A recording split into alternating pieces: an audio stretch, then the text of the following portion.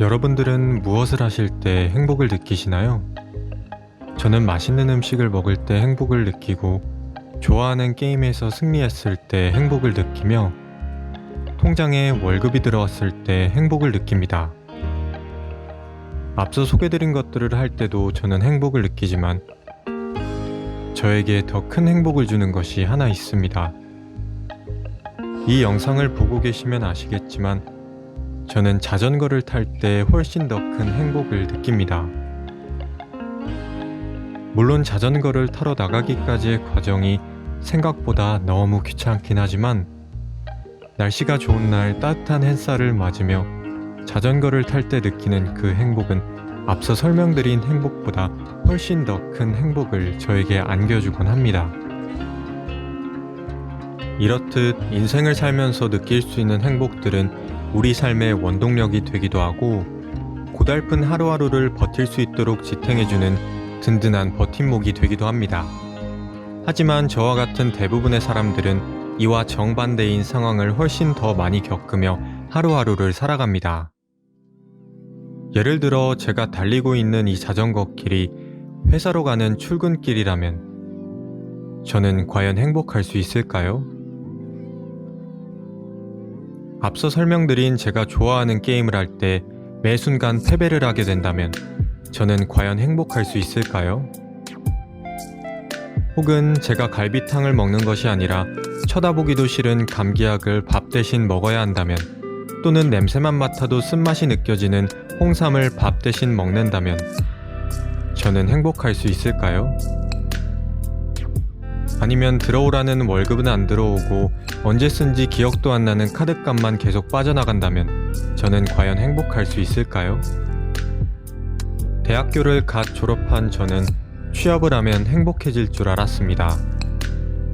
그것도 제가 대학 4년간 꿈꿔왔던 공기업의 말이죠. 저는 어렸을 때부터 부모님께 공공기관에 대한 이야기를 정말 많이 들어왔습니다. 먹고 살려면 안정적인 직장이 있어야 한다. 안정적인 직장은 공기업과 공무원밖에 없다. 정시 출근과 정시 퇴근이 보장된 공공기관이 최고다 등 공공기관에 대한 장점들을 수도 없이 들어왔습니다. 하지만 현실은 그리 호락호락하지 않았습니다.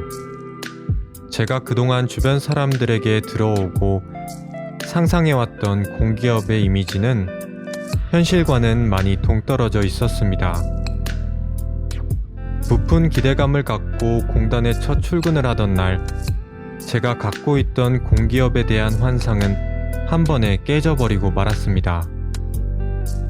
분명 퇴근 시간인 저녁 6시가 됐음에도 불구하고 저를 제외한 그 어떤 부서원들도 퇴근하려는 준비를 하고 있지 않았습니다. 이곳 저곳에서 들어오는 자료 요청들, 그리고 기본적으로 수행해내야 하는 사업들 때문에 부서원들은 거의 매일같이 야근을 했습니다. 물론 시간의 수당이라는 것이 존재하긴 했지만, 이것이 공기업에 다니는 모든 사람들은 9시에 출근하고 6시 땡 하면 퇴근한다라는 제 환상을 지켜주지는 못했습니다. 물론 저는 계약직 인턴이었기 때문에 항상 저녁 6시가 되면 퇴근을 했습니다. 그러나 인턴이라고 해서 제가 수행한 업무들이 중요하지 않은 일들은 아니었습니다. 물론 다른 부서원들에 비해 비교적 책임이 덜 따르는 일들을 수행하긴 했지만, 공단에서 수행하는 사업의 일부분을 맡고 있다는 것은 다른 부서원들과 마찬가지였습니다. 저는 비교적 규모가 큰 사업을 담당했었는데, 아무래도 공단 본부에서 근무를 하다 보니 공단 내방객과 상담을 하는 시간보다 컴퓨터 앞에 앉아 행정 업무를 하는 시간이 훨씬 더 많았습니다. 저는 주로 이 사업의 지사별 실적을 관리하고, 이 사업에 관련된 공단 시스템에 발생하는 오류들을 바로잡는 일을 했습니다. 물론 이 일을 제외하고도 부서원들이 요청하는 데이터를 추출하거나 다른 사업들을 진행하는 데 필요한 보조적인 업무들도 수행했습니다. 물론 이 일들이 그렇게 힘들지는 않았습니다. 하지만 그만큼 재미있지도 않았습니다.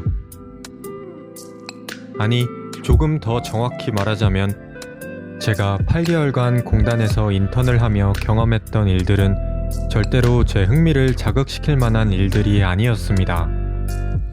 물론 이 경험을 통해 제 행정 능력은 그 어떤 때보다 성장하였지만 결코 재미를 느낄 수는 없었습니다. 부모님은 저에게 일을 재미로 하는 사람이 어디 있냐며 반박이 불가능한 일침을 날리셨지만 공단에 정규직으로 입사해서 30년, 아니 40년 동안 똑같은 일을 한다고 생각하니 제 눈앞은 깜깜해져만 갔습니다. 물론 공기업이 저 같은 사람을 정규직으로 채용해 줄 리가 없긴 합니다. 어쨌든 그렇게 길다면 길고 짧다면 짧은 8개월간의 공기업 인턴을 끝마치고 저는 다시 백수가 되었습니다. 제가 8개월간 공기업에서 인턴을 하며 크게 얻은 교훈 한 가지가 있습니다. 살기 위해 행복하지 말고 행복하기 위해 살자. 제가 앞에서 느꼈던 행복들은 그저 재미없는 회사 생활을 버티게 해줄 뿐이었습니다. 물론 이 행복들이 재미없는 하루하루를 살아갈 수 있도록 든든한 버팀목 역할을 해준 것도 분명 맞는 말입니다. 하지만 이와 반대되는 행복하지 못한 상황이 닥쳐왔을 때 제가 느끼는 직장 생활에 대한 회의감은 배가 되었습니다. 2020년 12월 18일 공기업 인턴 계약이 만료된 저 김청년은 살기 위해 행복한 삶이 아닌 행복하기 위해 사는 삶을 만들어 나가보고자 합니다. 물론 아직 구체적인 계획은 없습니다. 하지만 계획이 있다고 해서 늘 성공한다는 보장은 없기에 일단은 제가 생각하는 행복을 찾아 무작정 달려볼 생각입니다. 물론 이 시국에 하라는 취업 준비는 안 하고 쓸데없는 짓을 한다고 생각하실 수도 있습니다. 하지만 1년 혹은 2년을 제 자신에게 투자한다고 해서 크게 달라질 것은 없다고 생각합니다. 지금부터 저는 행복 박사가 되는 그날까지 행복하기 위해 사는 삶을 만들어 나가고자 합니다. 지금까지 행복 박사가 되고 싶은 행복 박사 김청년이었습니다. 감사합니다.